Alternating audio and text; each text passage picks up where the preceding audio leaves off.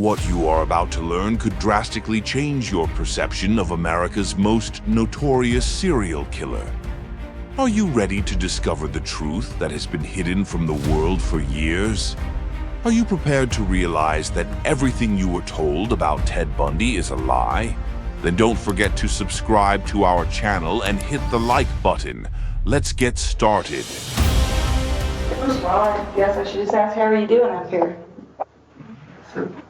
So, short question, deserving a long answer. I'm doing well, I feel good, working hard on my case.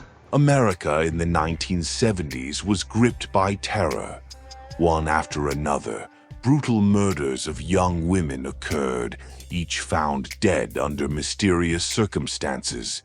This series of crimes quickly gained the status of a national tragedy, and the country, holding its breath, followed the developments. The press, police, and even ordinary citizens were involved in the hunt for the elusive killer. At first, all the clues were vague, and the image of the perpetrator was unclear. Witnesses described him as a man of average height, with dark hair and charm, who could easily gain the trust of his victims.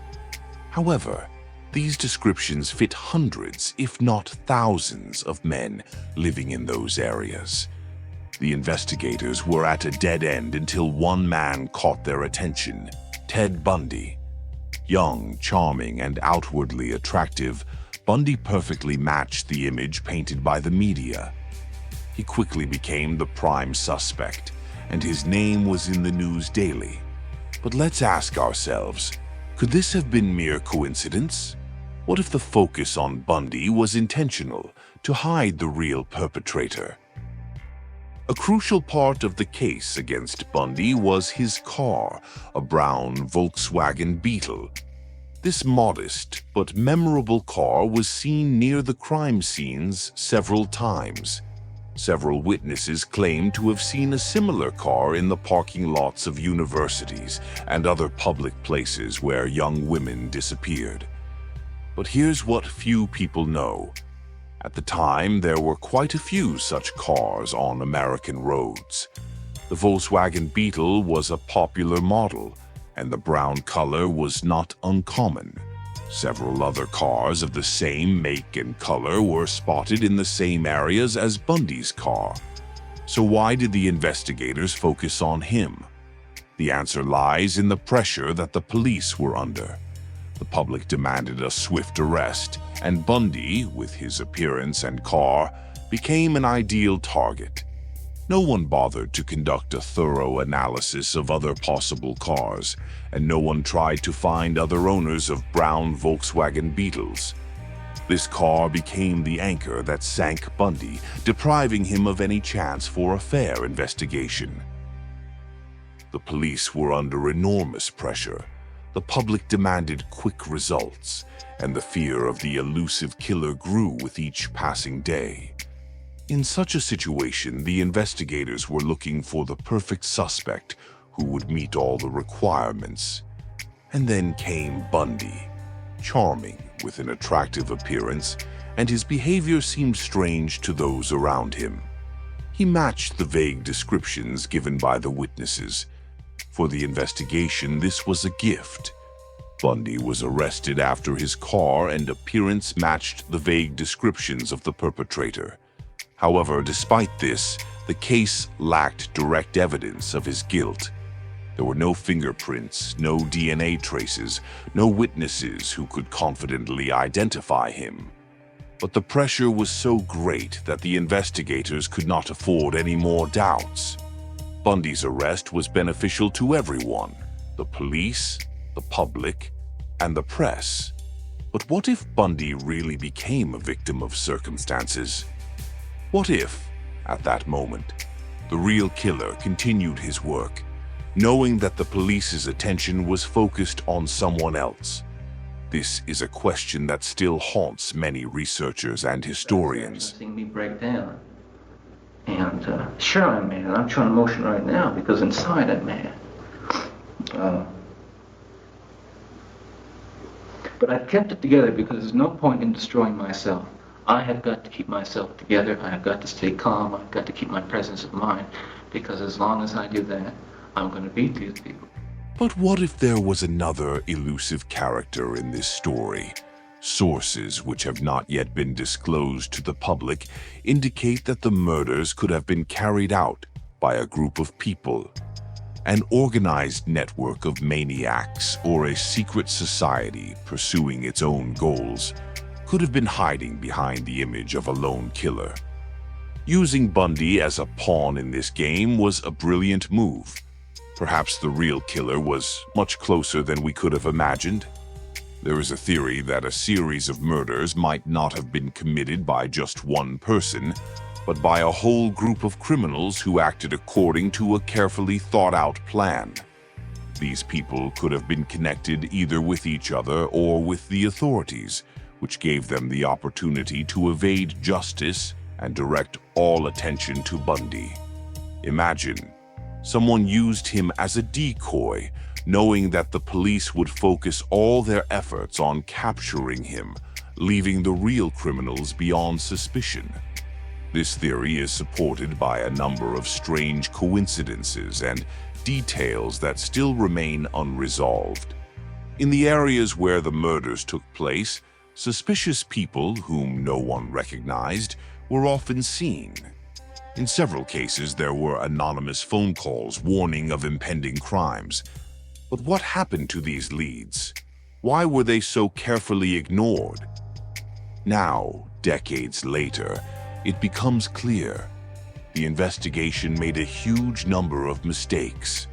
The testimonies of the witnesses were vague and contradictory, but they became the basis of the accusation.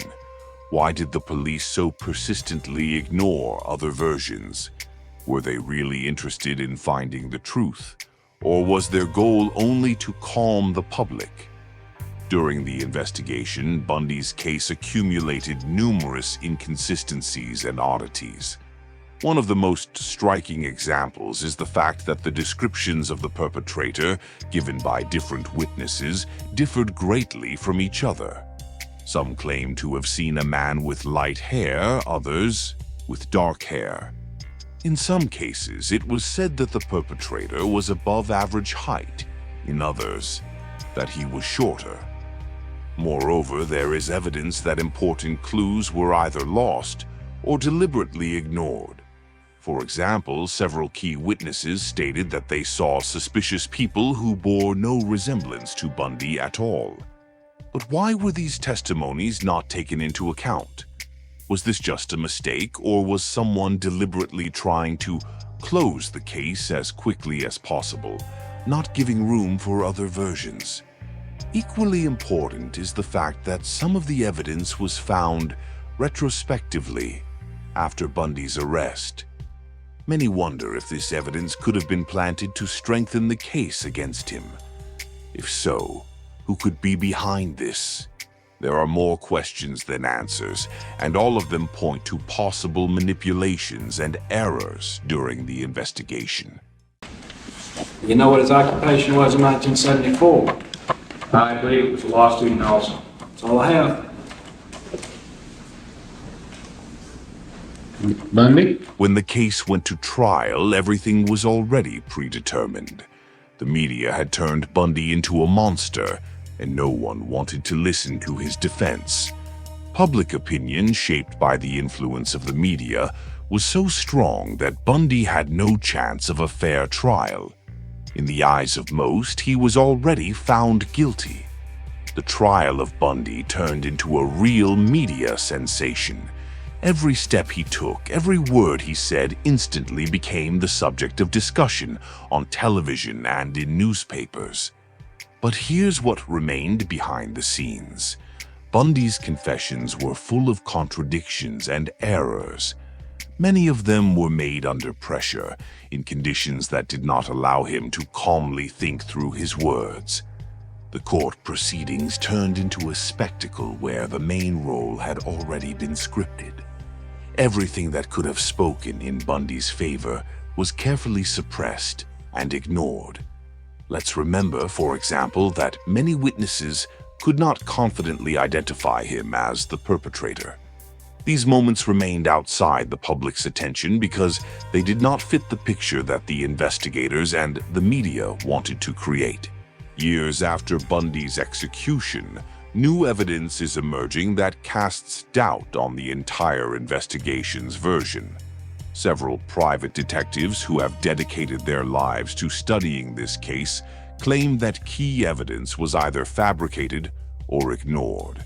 Some materials that could have proven Bundy's innocence mysteriously disappeared from police archives. For example, one such piece of evidence is a videotape made at a gas station near the crime scene. The footage shows a man filling up his Volkswagen Beetle, but he clearly does not resemble Bundy. This man was never found, and his role in the case remains unclear. Perhaps he was the real killer, but the investigation chose to turn a blind eye to this. Another mystery is the disappearance of several witnesses who could have testified in Bundy's favor. These people either suddenly left the country or simply vanished without a trace. Why did this happen? Were they afraid for their lives? Or was someone deliberately removing those who could have cast doubt on Bundy's guilt? This is, Just asking if that's the full report and if it's accurate. Sergeant Hayward, I'm showing you a document list marked with defendants. Proposed Exhibit A1, identification. Ask you to identify that, please. There are several accounts from people who claim to have seen or heard things that could have changed the course of Bundy's case. These witnesses were afraid to come forward at a time when the hunt for Bundy was on, fearing for their lives and reputations. But years later, some of them decided to tell their stories. One woman, for example, claims to have witnessed a man switching from one Volkswagen Beetle to another near the site of one of the murders a week before Bundy's arrest. The man looked suspicious, but when she tried to tell the police about it, they told her it didn't matter since Bundy had already been arrested. Another witness, a road service worker, stated that one night, shortly before one of the murders, he saw two cars on the side of the highway. One was a Volkswagen Beetle, but the other was a large black sedan. Two men were standing by the cars and talking. When they noticed him, they quickly parted, and both cars drove off in opposite directions. Why wasn't this witness called to testify in court? His testimony could have shed light on possible accomplices of Bundy, or even those who were behind these crimes. If you look closely at Ted Bundy's case, you can notice many mysterious coincidences that indicate the existence of a more complex scheme than just the crimes of a lone killer. These coincidences make one wonder if Bundy might have been just a pawn in someone's game. For example, it is known that Bundy studied at the same university as several of his alleged victims. But what if this is a coincidence? Could it be that the real perpetrator was someone from their circle, someone who knew their habits and schedules? Perhaps this person used knowledge of Bundy to frame him, directing all the evidence toward him. Another mysterious coincidence is related to the disappearances. Several girls went missing in places where Bundy had never been. These disappearances remain unsolved, but their style closely resembles those attributed to Bundy. What if the real killer knew about these disappearances and used them to confuse the investigation? One of the most shocking theories to emerge in recent years is the idea that Bundy had an accomplice who acted in parallel and could be responsible for some of the crimes. Perhaps this person used Bundy for their own purposes, leaving all the evidence pointing toward him. There is evidence that some of the crimes attributed to Bundy were committed at the same time in different places. This is physically impossible for one person. Perhaps Bundy was part of a larger scheme, or someone deliberately copied his style to confuse the investigation. If this theory is correct, then many questions arise. Who is this person? Why did they go unnoticed? And most importantly, are they still committing crimes while remaining free?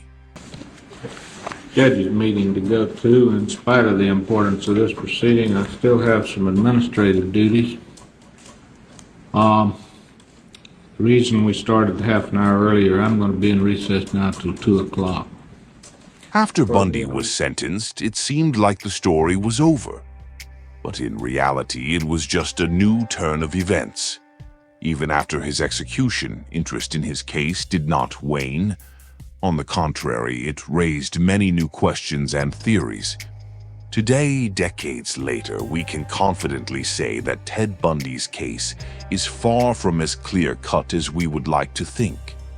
Perhaps he was just a pawn in a game designed to hide the true culprit. Or perhaps he was a victim of his own fate, which led him to the defendant's bench. Could it be that you've witnessed the greatest deception in the history of justice? What if we have all become victims of manipulation that concealed the real killer? What do you think? Was Ted Bundy really guilty, or did he fall victim to a cruel and unjust world? Leave your thoughts in the comments below. Do you believe the official version of events, or do you think the truth is hidden behind a veil of lies?